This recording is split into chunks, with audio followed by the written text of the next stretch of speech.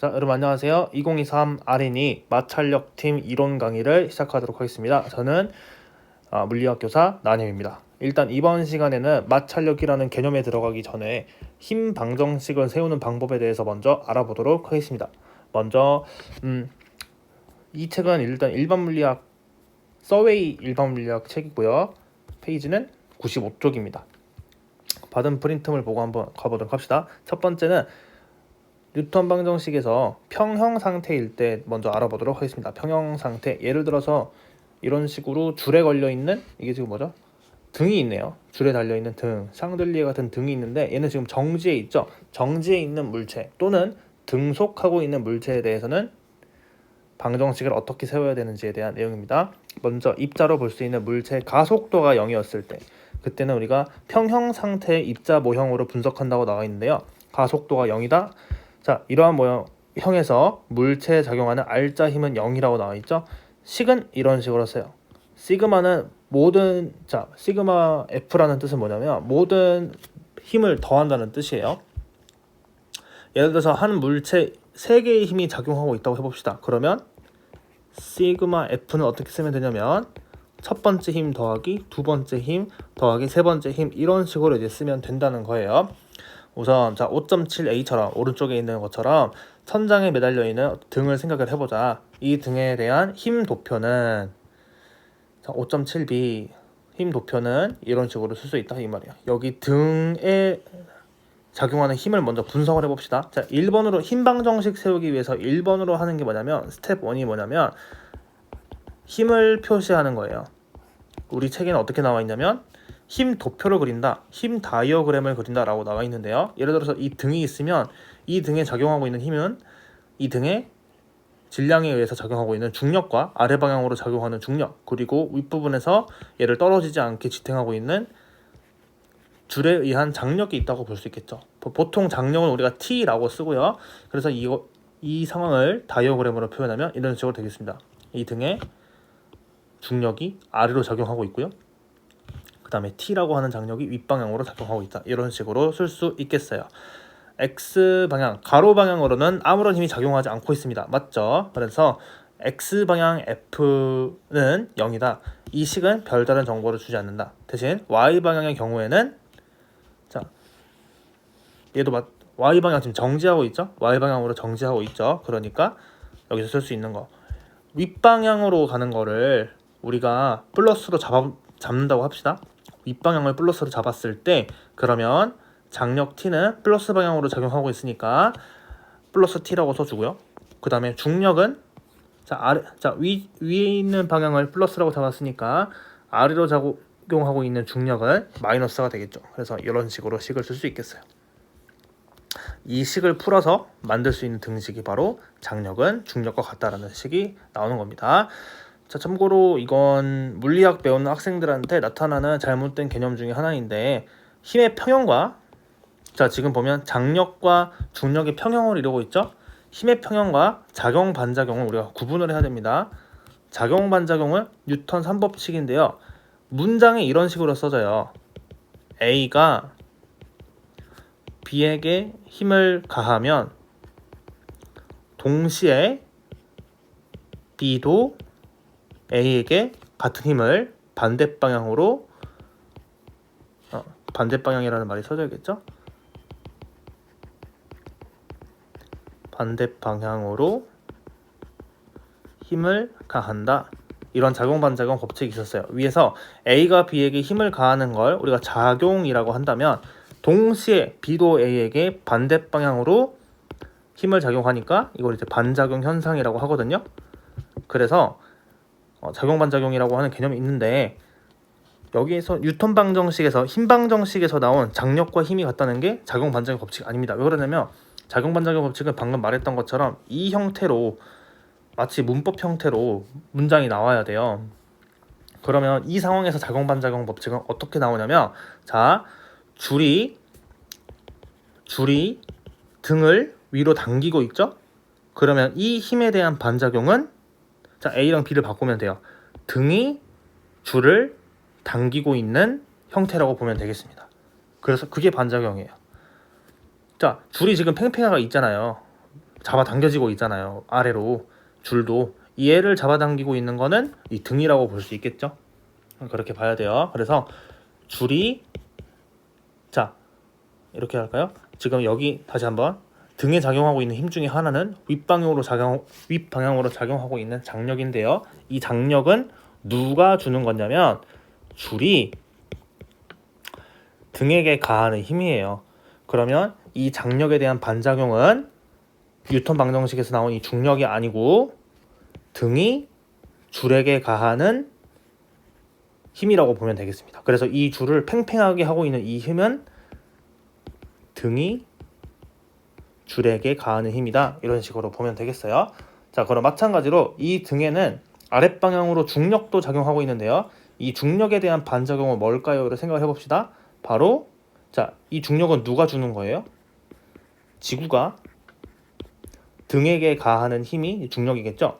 그럼 반대로 이 FG에 대한 반작용은 뭐냐면 A, B를 바꾸면 됩니다. 등이 지구를 당기는 힘이 또 있을 거 아니에요. 지구가 이렇게 있으면 이 등도 지구를 당기고 있는 거예요. 서로 지금 당기고 있는 거예요. 만유인력이죠 이게. 이런 식으로 한다는 거. 그래서 힘의 평형 상태에서 운동 방정식을 써서 자 이걸 운동 방정식 또는 뉴턴 방정식이라고 할게요. 앞으로 자 평형 상태에서 운동 방정식을 썼더니 힘 두 개가 같다라고 하는 이런 식이 나오잖아요. 이것과 이 힘 평형과 그 다음에 작용 반작용 법칙을 꼭 구분하도록 합시다. 어쨌든 이런 내용이 있었습니다. 그래서 정지하고 있을 때 또는 등속 운동하고 있을 때 식은 어떻게 쓰냐면 알짜 힘은 0이다. 합력은 0이다 라는 식을 쓴다는 겁니다. 가속도가 지금 없잖아요. 움직이고 있는 상황이 아니니까 가속도가 0이니까 자 이런 식을 써준다고 생각하면 되겠어요.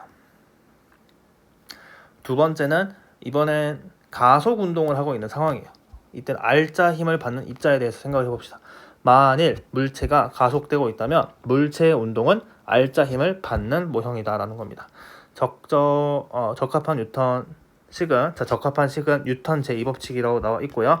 F는 ma라고 하는 유명한 공식이 여기서 나오는 거예요. 그림 5.8a를 봅시다. 자, 어떤 사람이 상자를 지금 끌고 있네요. 마찰이 없는 수평면 마루를 위해서 오른쪽으로 끌고 있는 상황입니다.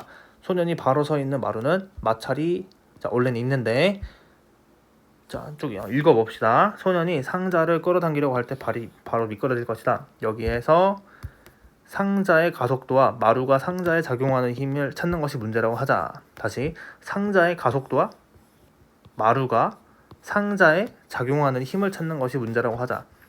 5.8b에서 보는 것처럼 이 상자에 작용하고 있는 힘의 자유물체 도표를 나타내었다. 힘을 다 표시했다 그 말이에요. 힘의 자유물체 도표를 나타내었다. 힘을 화살표로 표시했다는 뜻입니다. 먼저 줄이 상자를 끄는 힘. 마찬가지로 줄이 장력이죠. 장력을 우리는 T라고 쓴다고 했었죠. T의 크기가 바로 장력이다. 상자에 대한 자유물체 도표는 T뿐만 아니라 중력과 수직항력도 있다 이 말이에요. 이 상자에 대한 뉴턴의 법칙을 각 성분별로 표시를 해보자 이제 그 말입니다. 그러면 이런 식으로 나오겠죠. 이 그림을 먼저 보세요. 자, 이 상자는 오른쪽으로 지금 움직이고 있대요. 좀 더 정확하게는 오른쪽으로 가속을 하고 있대요. 그리고 세로 방향, Y축 방향으로 보면 운동을 하고 있겠어요? 안 하고 있겠어요? 이 사람이 오른쪽으로만 끌고 있는데 안 하고 있겠죠? 그럼 여기서 알 수 있는 건 자, 세로 방향으로 Y축 방향으로는 운동을 하지 않으니까 가속이 없으니까 이 세로 방향에서의 알짜 힘방 정식은 0이다라는 것을 먼저 우리가 알아낼 수 있어요. 그리고 오른쪽으로는 장력이 작용하고 있다는 거죠. 어쨌든 먼저 여러분이 1번으로 해야 되는 건 뭐냐면 하나의 현상에 대해서 자유물체 도표를 그릴 줄 알아야 되는 거예요. 그럼 이렇게 나와요. 보통 수직항력을 n으로 표시를 하는데요. 선생님은 대문자 n으로 많이 표현을 하는데 일단 우리 책에는 소문자 n으로 나와 있네요. 선생님 좀 혼용해서 쓸 것 같은데요. 자, 일단 이 상황이에요. 자, 상자가 있고 이 상자는 질량을 갖고 있으니까 아랫방향으로 중력을 받을 거고 그리고 윗방향으로 동등하게 떠받쳐주고 있는 수직항력이 있겠죠. 중력과 수직항력이 이런 식으로 있겠죠. 벡터도 써줄 거예요. 그 다음에 오른쪽 방향으로는 장력이 있다라는 겁니다. 그래서 모든 힘을 표현을 해주면 이런 식으로 표현이 된다는 거예요. 자, 그 다음 내용입니다. 장력이 있으니까 가로 방향으로는 가속을 하니까 수평 방향의 운동에 적용을 하면 이런 식으로 써진다. X축 방향, 자, 이 말이거든요.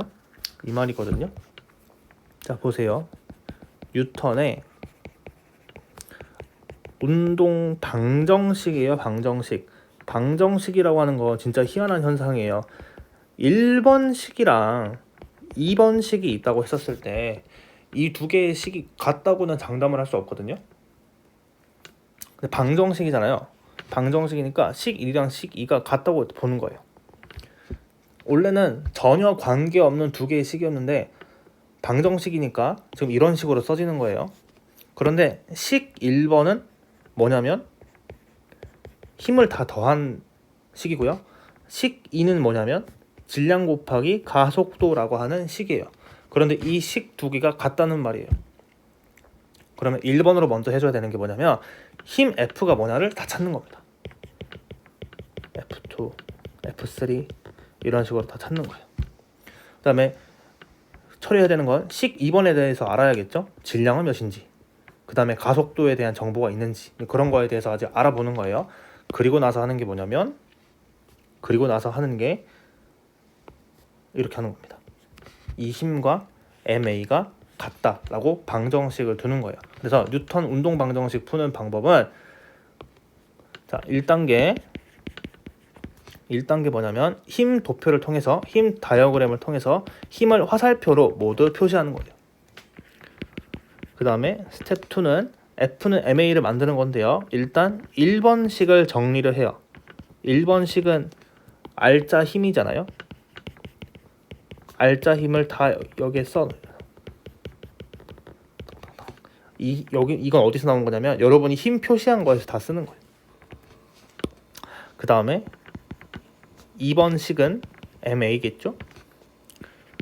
자, 그 다음에 하는 게 뭐냐면 식 1번과 식 2번이 같다고 하고 두는 겁니다.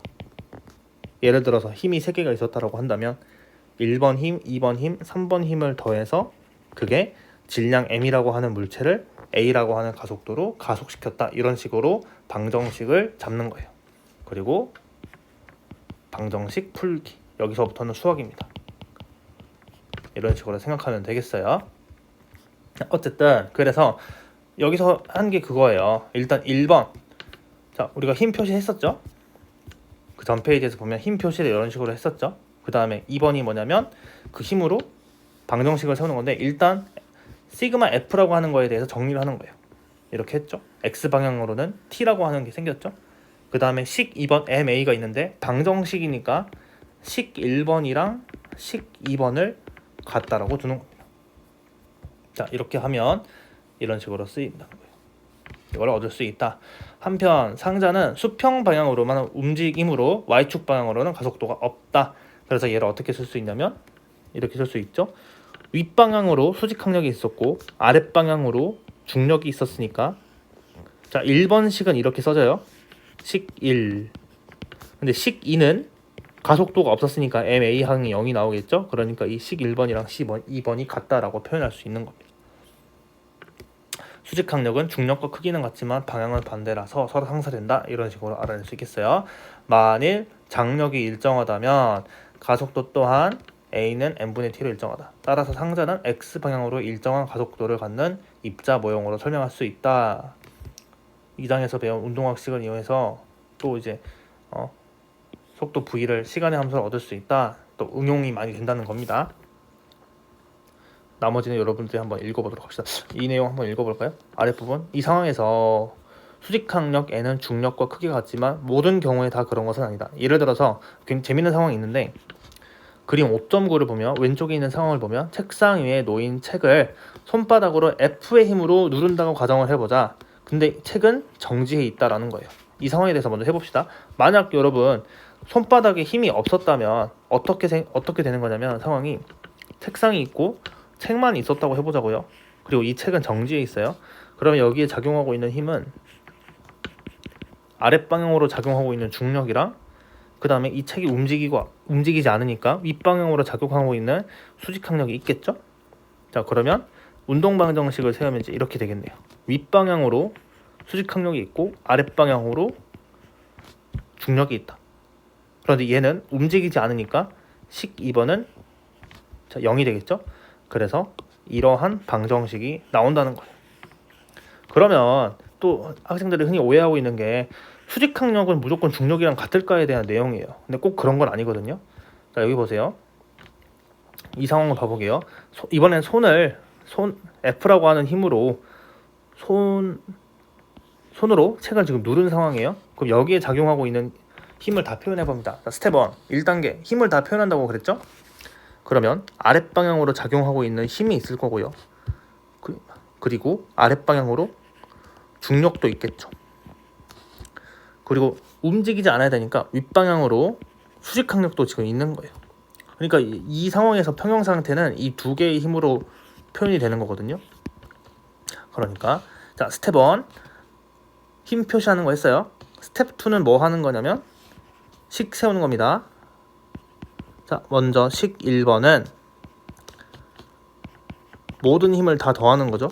자, 윗방향으로 수직항력이 있고 그리고 아랫방향으로 중력이 있고 그리고 아랫방향으로 F라고 하는 힘으로 손으로 눌렀죠. 이렇게 되는 거예요. 그 다음에 식 2번 0이야. 그래서 방정식을 세우면 이런 식으로 되겠네요. 자, 그 책에는 윗방향으로 작용하고 있는 수직항력과 아랫방향으로 작용하고 있는 중력과 아랫방향으로 작용하고 있는 힘이 있다는 거. 그래서 얘네가 평형 상태를 이룬다라는 겁니다. 따라서 여기서 알 수 있는 건 수직항력은 중력과 힘을 더한 힘 F, 손으로 가한 힘 F를 더한 값이라는 거예요. 그래서 수직항력은 항상 중력과 같지는 않다라는 거 이렇게 알아볼 수 있겠습니다. 다 이런 식이에요. 1단계 힘 표시한다. 이거 무시하지 마세요. 화살표로 힘 표시하는 거 너무너무 중요해요. 그 다음에 스텝 2 식 세우는 거야. 1번식 시그마 F, F에 대한 여러분이 힘 표시한 걸로 다 F를 이렇게 더하는 거예요. 그 다음에 식 2번은 MA라는 거. 스텝 3 방정식이니까 식 1번이랑 식 2번을 같다고 두고 방정식을 세웁니다. 그리고 풀기 이렇게 보면 되겠어요. 자, 그러면 아래 문제에 매달려 있는 신호등 상황을 봅시다. 무게가 122N인 신호등이 있습니다. 무게는 중력의 크기죠. 그래서 신호등에 중력이 122N으로 아랫방향으로 작용하고 있다는 뜻이겠네요. 세 줄에 매달려 있다. 위의 두 줄은 수평면과 37도랑 53도를 이루고 있대요.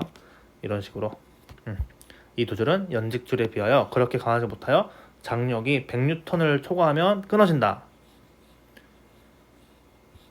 이 상태에서 신호등은 매달려 있을 수 있을까에 대한 내용입니다. 자, 지금 우리는 이 그림만 있는데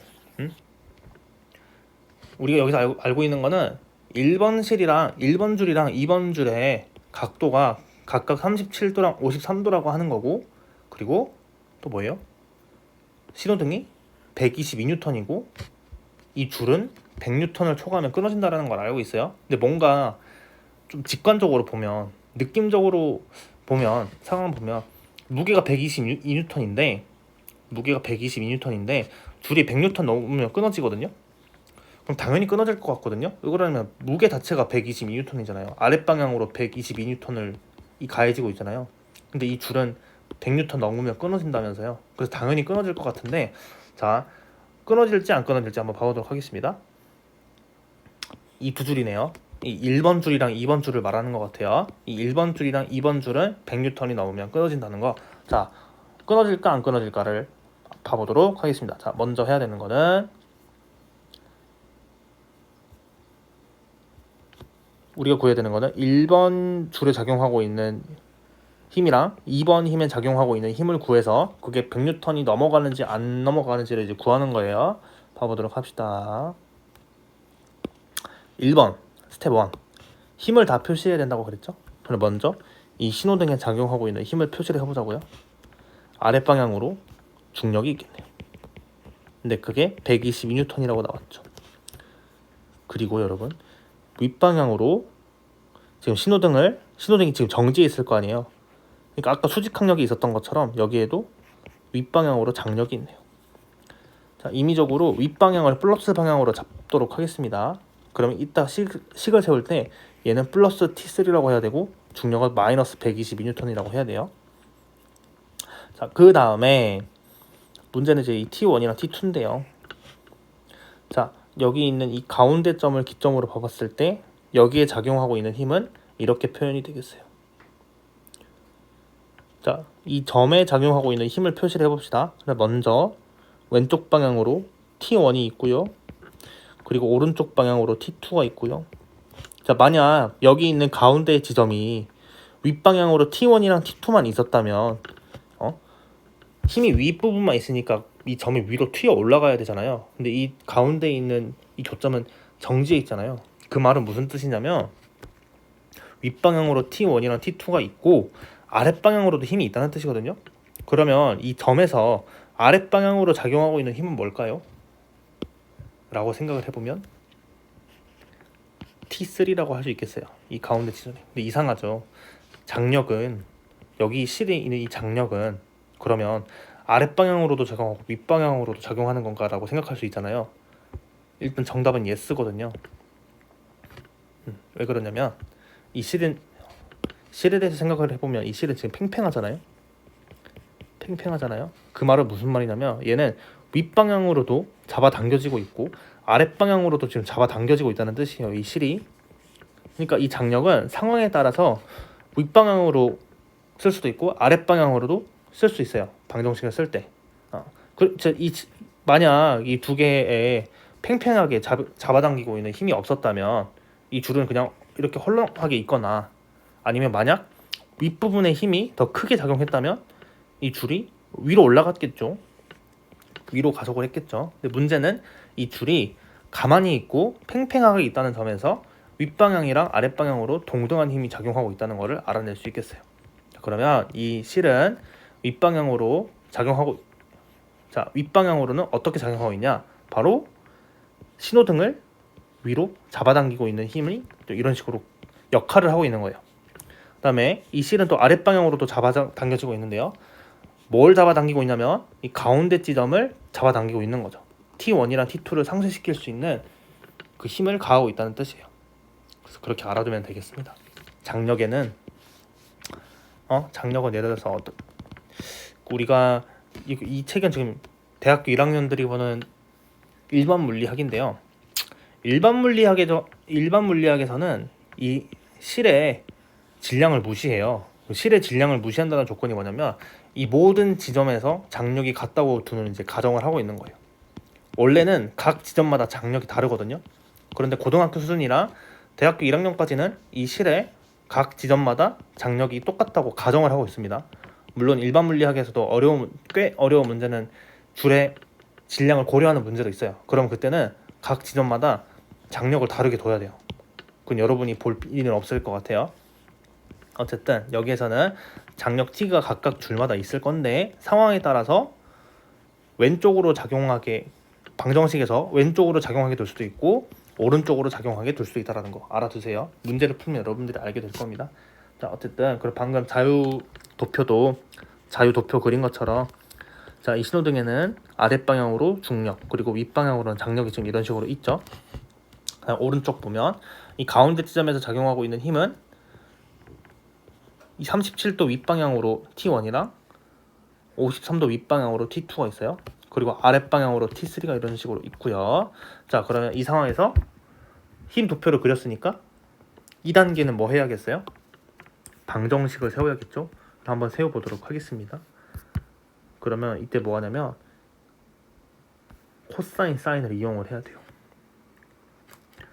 T1이 이렇게 있잖아요. 그러면 이 벡터는 분해가 된다는 성격을 갖고 있어요. 그래서 이 힘 벡터는 어떤 힘이 모여진 상황이냐면 아랫방향으로 이 정도 크기의 벡터랑 이 정도 크기의 벡터가 합쳐진 걸로 볼 수 있어요. 90도.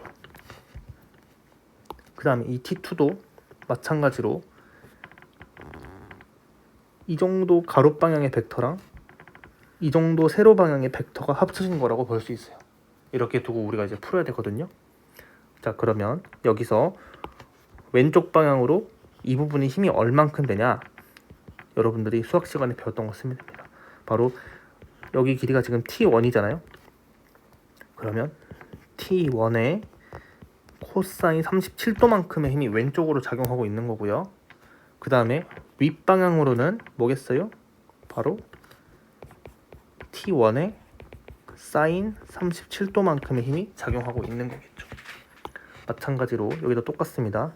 여기 빗변의 길이가 T2가 되면 여기 아랫방향의 힘은 T2의 코사인 53도, 그 다음에 여기 세로축은 T2의 사인 53도가 될 거예요. 자, 그러면 식을 한번 세워볼까요? 먼저 X축 방향으로 먼저 세워보도록 하겠습니다. 그러면 연습 문제니까 얘는 옆에 이렇게 두고 풀어야 될 것 같아. 식을 세워보도록 하겠습니다. 방정식 세우기. 자, 1번 X축 방향으로 식 1번을 세워보도록 하겠습니다. 그러면 자, 축을 먼저 정해. 어디를 플러스로 할지. 오른쪽 방향을 플러스라고 두겠습니다. 그러면 더하기 T2의 코사인 53도가 되겠죠. 그리고 왼쪽 방향으로 T1이 작용하고 있는 거니까 마이너스 T1의 코사인 37도가 되겠네요. 그래서 얘네가 이루고 있는 게, 자, 이 점은 지금 안 움직이고 있잖아요, 여러분. 점은 지금 안 움직이고 있잖아요. 그러니 가속을 안 하고 있으니까 식을 이렇게 세울 수 있겠죠. 0이다라고. X축 방향으로는 안 움직이니까 모든 X축 방향으로의 힘을 더하면 0이 된다라는 겁니다. 그 다음에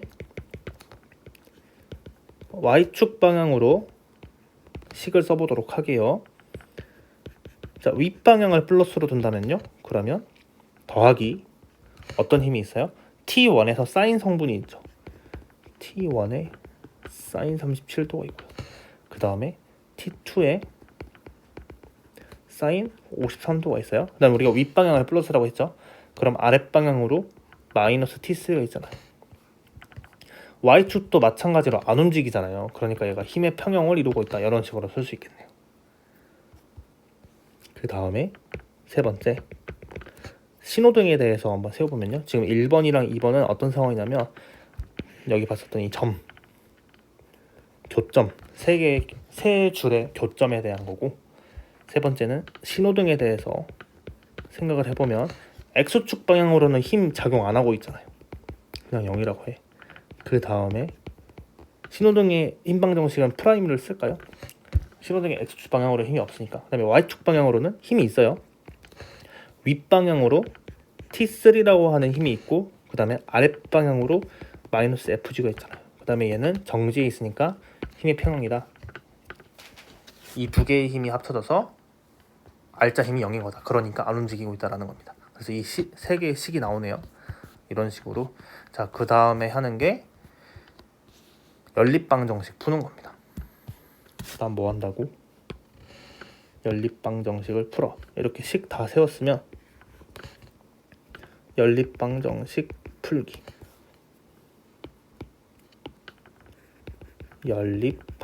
방정식은 영어로 이퀘이션이니까 연립방정식 풀기. 푸는 건 수학이잖아. 응? 이거 못하면 안 되지. 그 다음에 대입할 숫자 대입하고 여기 있는 것처럼 계산은 여러분 알아서 하세요. 이렇게 해서 보면 되겠습니다. 그래서 계산을 하면 이렇게 나온대요. T1은 73N이고 T2는 97N이다. 그래서 신호등의 무게가 122N이니까 뭔가 1번 줄이랑 2번 줄에 100N을 초과해서 끊어질 줄 알았는데 하나도 안 끊어진다라는 걸 알 수 있겠네요. 그 이유가 이 줄을 53도랑 37도로 이런 식으로 이렇게 보이는 것처럼 사선 방향으로 매달았잖아요. 그럼 어떤 효과가 나오냐면 힘을 분해하는 효과가 나오거든요. 그래서 T3는 122N을 갖고 있어요. 만약 T1이랑 T2가 이런 식으로 세로로 누워져 있었다면 끊겼겠죠. 왜냐면 T3가 그대로 갖고 온 세로 방향의 120N을 얘네가 전달했을 거니까. 근데 얘가 37도가 되고 53도가 되게 이런 식으로 눕혀서 함으로써 힘을 분산시켜가지고 세로 방향으로는 아까 봤던 것처럼 이렇게 분산시켜가지고 T1 코사인 37도랑 T1 사인 37도로 이렇게 힘을 분산시켜서 122N을 그대로 받은 게 아니다 라는 상황으로 보면 되겠습니다. 됐죠? 그 다음에 미끄러지는 자동차에 대한 설명이에요. 자, 이거 필기는 이런 식으로 다이어그램 알아서 잘 그리고 코사인이랑 사인 표현 잘 해가지고 여러분들이 세우면 되겠어요. 코사인이랑 사인 잘 표시하고 잘 해보세요. 그리고 식은 이런 식으로 쓰신다는 거. 자, 그 다음 문제입니다. 이번에 미끄러지는 자동차에 대해서 한번 알아보도록 할게요. 경사각이 세타이고 비탈진 빙판길에 질량 M인 자동차가 있습니다. 비탈길에 마찰이 없다고 가정하고, 자, 우리는 과제가 뭡니까 여러분? 우리는 과제가 마찰이 있는 상황 가정하는 건데, 그거 설명하기 전에 마찰 없는 상황에 대해서 먼저 방정식을 제대로 세울 줄 알아야겠죠. 먼저 봐봅시다. 자동차의 가속도를 구해봐라 라고 나왔어요. 조건이 뭐 없네? 그럼 그냥 식만 세우면 되겠네. 자동차의 질량을 M이라고 해봅시다 여러분. M이라고 해봅시다. 물리학 원에서 이 정도까지 수준이 나오죠? 잘했죠 여러분. 먼저 이 자동차에 작용하고 있는 건 수직방향 아랫방향으로 중력이 있겠죠. 그리고 수직항력이 있을 거예요. 수직항력은 바닥면과 수직인 힘이니까 수직항력이죠. 이런 식으로 수직항력도 있을 거고요. 그 다음에 어떤 힘이 또 있겠어요? 이게 끝이에요. 이게 끝이에요. 뭐 없어요. 식을 이제 어떻게 세울 거냐가 문제인데, 선생님은 이렇게 식을 세웁니다. X축이랑 Y축을 우리가 설정을 해야 되는데, 선생님은 물체를 기점으로 해가지고 X축, Y축을 정하거든요. X축, Y축을 정하거든요. 이런 식으로 정했다고 하고, 코사인, 사인을 써가지고 어떻게 식을 풀어야 되는지 한번 봐보도록 합시다. 일단 이 자동차는 어떻게 되겠어요 여러분? 오른쪽 아랫방향으로 가겠죠. 비탈길이 있으니까. 근데 왜 그렇게 가는지 뉴턴 방정식으로 이유를 한번 알아보도록 할게요. 우리한테 주어진 거는 세타 방향, 세타입니다. 세타. 그럼 이걸 어떻게 적용하냐면, 지금 보면 삼각형을 써야겠네요. 여기 지금 직각 삼각형이 있죠. 여러분 기하학에서는 직각만 잘 찾으면 돼요. 여기 직각이 있잖아요. 내가 봤을 때 여러분 이것도 다 했을 것 같은데. 그리고 여기도 직각이 있고.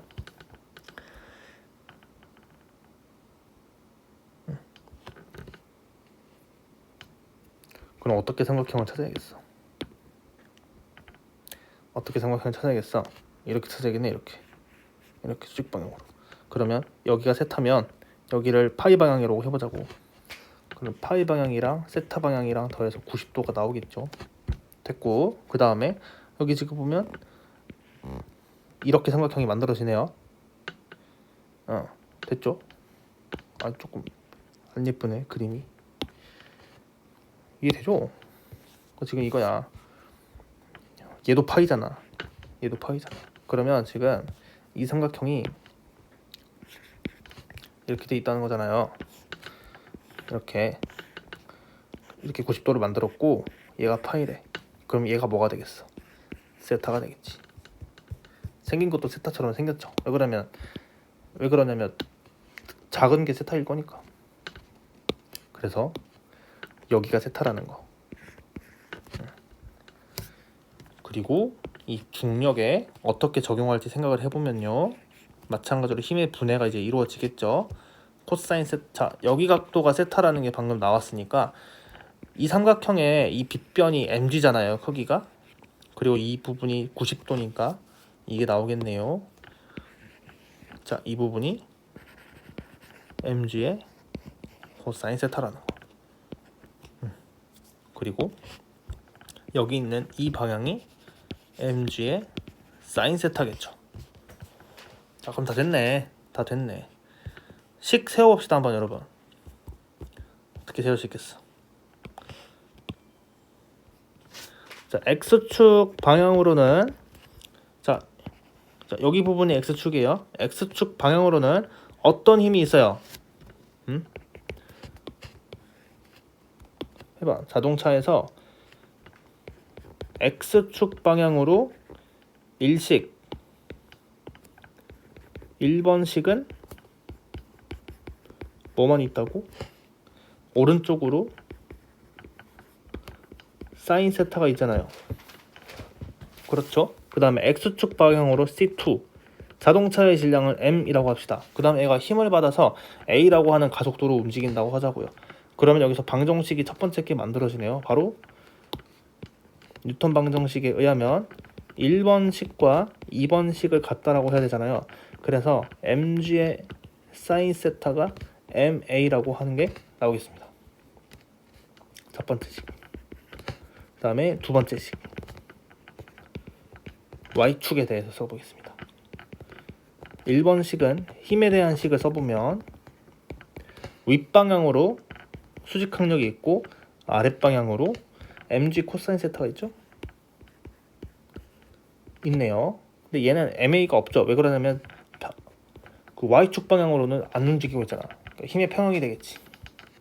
그래서 여기서 알 수 있는 식은 수직항력이 mg의 코사인 세타랑 같다라는 식을 얻을 수 있겠습니다. 그럼 세 번째로 하는 게 뭐냐면 이 두 개의 식을 연립하는 거예요. 이거는 이제 수학. 네, 이런 식으로 보면 되겠습니다. 자, 여기 보이는 것처럼 다이어그램이 이런 식으로 나왔죠. 선생님이 그린 것처럼 여기 y축 방향으로는 수직항력이랑 아랫방향으로 중력의 코사인 세타가 있는 거고, 자동차가 x축 방향으로 오른쪽 아랫방향으로 움직이잖아요. 얘를 움직이게 하고 있는 건 중력이 아니고 중력의 사인 세타 방향의 힘이라는 거, 그렇게 알아두면 되겠어요. 자, 이렇게 해서 우리랑 똑같이 식 두 개가 나왔죠. 그래서 이 식 두 개를 연립을 해서 가속도를 구하면 되겠습니다. 자, 예제 5.3번이었어요. 다이어그램 그리는 거랑 식 만든 거 다시 한번 참고를 해보세요. 됐습니다. 자, 그 다음 상황 봅시다. 몇 개를 더 풀어야 될까 우리가? 좀 재밌는 문제가 나오겠네. 자동차가 정지 상태에서, 이거 이제 물리 원 수준 문제가 나왔네요. 자동차가 정지 상태에서, 즉 초기 속도가 0인 상태에서 운동을 시작을 했다. 그래서 앞 범퍼에서 비탈면 아래까지 거리가 d라고 가정을 해보자. 앞 범퍼에서 비탈면 아래까지 거리가 d라고 하자. 앞 범퍼가 비탈면 아래에 도달하는데 걸리는 시간과 속력을 구해보라고 나왔네요. 자, 그러면 1번이랑 2번씩 연립하는 거 다 해봅시다. 그냥 여러분 잘 하겠지만 1번식에서 알 수 있는 건, 아니네, 굳이 연립을 할 필요가 없었네. 그냥 바로 가속도가 나오네요. 자, 1번식에 의해서 A는 G 사인 세타가 나오는 거죠. 자, Y축에 대한 식이 쓸모 없을 거라고 생각할 수 있는데 식 다 쓰는 거 그냥 훈련해 놓으세요. 어쨌든 A는 G 사인 세타, 여기서 알 수 있는 그 해석은 뭐가 있냐면, 여기서 알 수 있는 해석은 중력 가속도 안 변하죠. 9.8로 안 변하죠. 비탈길에 있는 세타 안 변하니까 사인 세타 고정값이다. 그러니까 G 고정값, 사인 세타 고정값이니까 가속도도 고정값. 그래서 여기서 알 수 있는 내용은 A가 불변값이잖아요. 고정값이잖아요. 그러니까 얘는 등 가속도 운동 상황이잖아요. 따라서 뭘 쓸 수 있냐면 등가속도 운동 공식을 쓸 수 있어요. 대표적으로 3개가 있죠. 어떻게 생겼어요? 자, 1번식 나중 속도는 처음 속도 더하기 a 곱하기 걸린 시간. 두 번째, 이동하는 거리는 처음 속도에 걸린 시간 t 더하고 2분의 1의 가속도에 t제곱 곱한 거. 세 번째, 1번이랑 2번식을 연립해서 만들어낸 식이에요. 나중 속력 빼기 초기 나중 속도의 제곱 빼기 초기 속도의 제곱은 2 곱하기 가속도 곱하기 거리 이런 식으로 나온다는 거. 자, 일단 우리 문제에서 나온 거는 D라고 하는 숫자를 줬어요. 미지수가 아니고 숫자죠. 자, 먼저 구해야 되는 건 시간 먼저 구해보도록 합시다. 시간 먼저 구해봅시다. 자, 그러면 우리가 뭘 써야 되는지 알아보면 D는 우리가 알고 있는 값이에요. 문제에서 숫자로 줬어요. D라고 하는 숫자로 줬고 V0는 0이고 정지 상태였다고 했으니까, 그리고 우리가 구해야 되는 거는 T잖아요. 그래서 2번식을 이용해서 우리가 풀 수 있겠네요. 아, 이거 내가 다 풀어주고 싶은데 할 것도 많고 이거 이 정도는 그냥 물리 원 수준이니까 너네 알아서 해라. 그냥 이렇게 풀어. 2번식 풀어가지고 우리 할 것도 많은데 넘어갈 거 넘어갑시다. 자, 그래서 T에 대해서 정리하면 이런 식으로 나오겠지. 그 다음에 A에 뒷선 세트 넣어. 이렇게 해. 넘어가. 이렇게 해. 그 다음에 나중 속도는 격식이 없다. 격식이고 뭐가 없다 우리 사이에는. 자, 속도 제곱은 2AD일 거 아니야. 왜냐면 이거 썼는데 V0 0이잖아. 그럼 날려. V 제곱은 2AD. AX 대신에 뒷사인 세트 넣어서 이렇게 구하렴. 끝. 어차피 이 영상 볼 사람도 없을 거고. 승강기 안에서 물고기 무게 측정. 넘어가. 이거 너희들이 안 해도 돼. 하고 싶을 때. 근데 그 다음에 우리가 이제 에트우드 기기가 나오는데 얘는 도르래 상황이거든요. 여러분 도르래 배웠나 모르겠는데 우리가 도르래로 실험을 할 거예요. 그러니까 도르래에 있는 예제들도 우리가 풀어봐야 됩니다. 이런 식으로 도르래가 있죠. 도르래 뭔지 알죠? 자, 질량을 무시할 수 있고 마찰이 없는 도르래가 있다. 중요한 조건이에요. 도르래에 질량이 있고 마찰이 있다면 쉽게 안 풀려요. 다른 물리 개념이 필요한데 우리는 도르래의 질량과 도르래랑 줄 사이에 있는 마찰력이 없다고 가정을 하겠습니다. 이러한 장치를 에트우드 기계라고 하는데 이 장치는 종종 실험실에서 중력 가속도 G를 결정하는 데 쓰인다. 이때 두 물체의 가속도와 줄에 걸리는 장력을 구하여라 라고 했어요. 자, 지금 왜 M1은 위쪽 방향으로 플러스고 M2가 이제 아래쪽 방향으로 플러스냐면 왜 통일을 안 해놨냐면 이건 지금 무슨 상황이냐면 도르래가 어디로 돌아가고 있다는 거냐면 이쪽 방향으로 돌아가고 있다는 뜻이에요. 그래서 M1 입장에서는 윗방향으로 운동을 할 거 아니야. 그 윗방향을 플러스로 통일을 한 거고 그 다음에 이렇게 돌아가죠. 이런 식으로. 그러니까 M2 입장에서는 아랫방향으로 이제 도르래가 움직이겠죠. 그래서 이런 식으로 써지는 거예요. 자, 그러면 운동방정식 세우기 위한 1번 1번 순서 힘 표시하기. 자, M1에는 윗방향으로 장력이 있죠. 그 다음에 여러분 고등학교 수준에서는 같은 줄에서는 같은 장력이 걸린다라고 알아두세요. 좀 어려워지면 여기 있는 장력이랑 여기 있는 장력 다르게 하고 풀어야 돼요. 근데 우리는 그렇게 안 해도 돼요. 같은 실에 있으면 같은 장력이 있다고 한다. 어쨌든 윗방향으로 장력이 있고 그 다음에 아랫방향으로는 M1에 의한 중력이 있겠지. 그 다음에 M2 쪽에서는 윗방향으로 T가 있을 거예요. 참고로 이 T는 같은 T예요. 우리는 그걸 가정을 하고 있어요. 그 다음에 아랫방향으로 M2가 있겠네요. 화살표의 크기를 이렇게 다르게 그린 이유는 원래는 T2가 더 작아야 돼. T1이랑 T2는 크기 같습니다. 같은 크기잖아요. 같은 장력이잖아요. 그런데 M1에서는 위에 있는 T를 더 크게 그린 이유는 얘가 윗방향으로 가잖아. 그러니까 위에 있는 힘이 더 커야겠지. 화살표의 길이가 크기잖아요. 그 다음에 M2 쪽에서는 중력을 더 크게 그렸어요. 왜 그러냐면 장력보다 중력이 더 크니까 얘가 아랫방향으로 가속을 하겠죠. 네, 이런 식으로 나옵니다. 자유 도표만 그리면 이런 식으로 표현이 되고요. 그 다음에 2번 단계가 뭐냐면 이거 운동방정식 세우기. 자, 그러면 1번 물체에 대해서 식을 한번 세워봅시다. X축 방향을 생각할 필요가 없겠네요. 자, 먼저 Y축 방향으로 힘을 생각을 해보면 윗방향으로 걸리는 장력이랑 아랫방향으로 걸리는 중력이 있다. 그럼 얘가 움직여 안 움직여? 움직인다니까? 이렇게 움직이죠. 1번 가속도가 이렇게 있을 거예요. 그 다음에 2번 상황에서 힘방정식은 프라임을 적용시켜 보겠습니다. 얘는 헷갈리지 마. 자, 2번 방향으로는 자, 우리가 이런 식으로 축을 잡았어요. 1번은 윗방향이 플러스고 운동 방향이, 그 다음에 2번은 아랫방향으로 플러스니까 중력이 M2G가 되는 거야. M2G가 플러스가 되는 거야. 그 다음에 윗방향으로 중력이 있습니다. 축의 반대 방향이니까 마이너스를 붙여야겠죠. 그 다음에 얘가 M2라고 하는 애가 가속도를 갖고 이렇게 움직이겠죠. 근데 여기서 희한한 현상이 있어요. 바로 M1과 M2가 같다는 건데요. 왜 그러냐면 아이고, M1이랑 M2가 같냐 틀리냐는 건데요. 왜 같냐면 얘가요 같은 계에 있거든요. 얘가 똑같은 가속도로 움직이거든요. 드르르 만약 한쪽 가속도가 더 크다면 말이 안 되는 상황이에요. 만약 A2가 더 크다고 한다면 말이 안 되는 상황이에요. 실이 끊어지거나 그래요. 끊어지겠죠, 실이. 왜냐면 1번이 위로 올라가는 가속도랑 2번이 아래로 떨어지는 가속도가 다르면 당연히 실이 끊어지겠지. 근데 지금 얘가 같은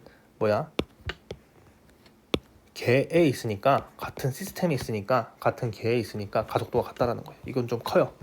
당연히 A1과 A2가 다른 도르의 상황도 있겠죠. 근데 그건 우리가 상황 안 봐. 자, 그러면 여기서 우리가 하고 싶은 거는 A1과 A2가 같다고 했어요. A로 같다고 합시다. 그리고 위식을 위랑 아래식을 더해. 그럼 어떻게 돼? 장력 두 개가 날아가서 식이 간편해져요. M2G 빼기 M1G가 A1이랑 A2를 A라고 같다고 합시다. 그러면 M1 더하기 M2의 A가 되겠죠? 따라서 가속도는 M1 더하기 M2분의 M2 묶어 M1 G 빼 이런 식으로 나온다라는 걸 알 수 있겠습니다. 됐어. 그 다음에 아마 여기서 끝날 리가 없을걸. 장력 구하라고 나올걸. 가속도 구한다.